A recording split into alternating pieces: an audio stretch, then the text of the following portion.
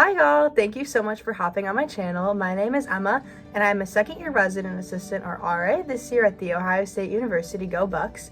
And today I wanted to show you all how I create my bulletin boards. So as a quick note for those who are unfamiliar, RAs serve as peer leaders for college students in the residence halls, and they're in charge of community events and enforcing safety regulations that benefit the good of the group. So in order to foster that sense of community, we are required to create bulletin boards, which are decorative displays that convey some type of important information. So given that the school year just started, my current board is a get to know me display, and today we're going to freshen it up a bit so residents have something new to look at when they're walking through the hallway. So I'm going to walk you through from start to finish how I complete my boards, going over where I get my inspiration, the different materials I need to acquire, and the actual execution of making this really exciting vision come to life.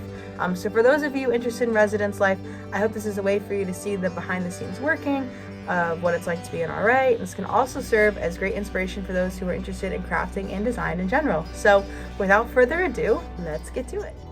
Okay, so today I want to walk y'all through the steps on where exactly I find inspiration for my bulletin boards. So typically I go on Pinterest. I just search up pinterest.com, and a lot of people will post different creative arts and crafts that they've made.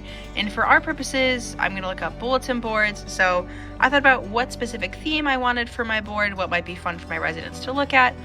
Fall is my favorite season.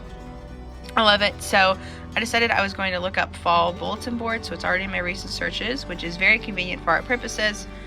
Look through this and you can see a lot of amazing, gorgeous bulletin boards that people have already designed. And through these, I can work off a foundation and figure out how I can translate these kinds of designs best into my community and something that my residents will appreciate, something that is both aesthetic but also really meaningful and informative. So that's just a little bit on how I find my inspiration for my bulletin boards, and then I go from there and personalize it a bit to my own residence hall.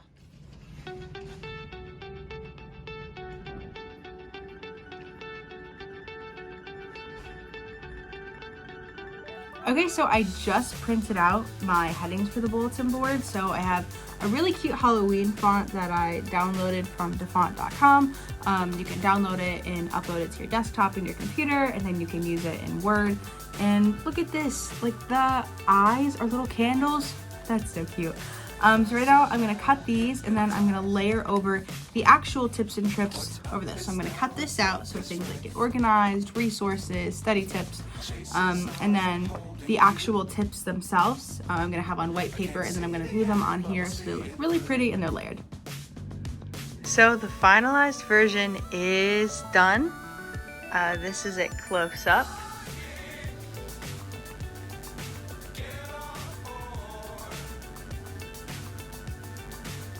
Zoom out. So as for creating that orange border, you can see around the bulletin board, I took this orange construction paper and I cut pieces of it out, and then I laid it out and stapled it onto the bulletin board, and the foundation of the actual board is just black construction paper. And on said black construction paper, I cut out large pieces of purple construction paper in order to create that black and purple juxtaposition with the orange border surrounding it. So these spooky ghosts in these funny looking pumpkins were created very easily. So I just used white construction paper for the ghosts and cut them out and drew with Sharpie the eyes and the black outline to make it pop against the purple. And then the pumpkins, I also just used orange construction paper, and then I cut out green construction paper and taped them together, and then I drew on its face and its outline with Sharpie. As for these leaves, I was not able to simply cut out construction paper for them. They were a little more complex than that. So what I did was, on a Word document, I copied and pasted a bunch of transparent fall leaves that I had looked up online, and then when I printed them out, I cut them and taped them onto the bulletin board. As for the actual title of the board, I looked up a Halloween font and implemented it into a Word document, and then I made the letters really big, and then I printed them out on pieces of paper, cut them out, and then taped them onto the board. And now just one last look.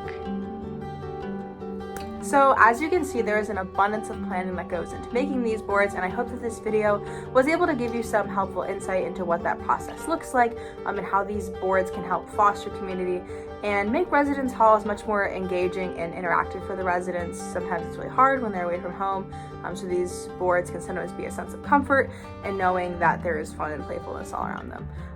There's a sense of satisfaction that I experience when I see a vision like that manifest itself into reality.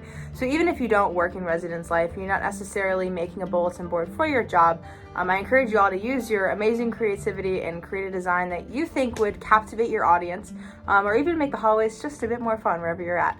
So as always, thank you so much for going on this journey with me, and definitely make sure to like and subscribe if you want to see more residence life content. Stay creative, y'all, and hope you have a great day. Bye.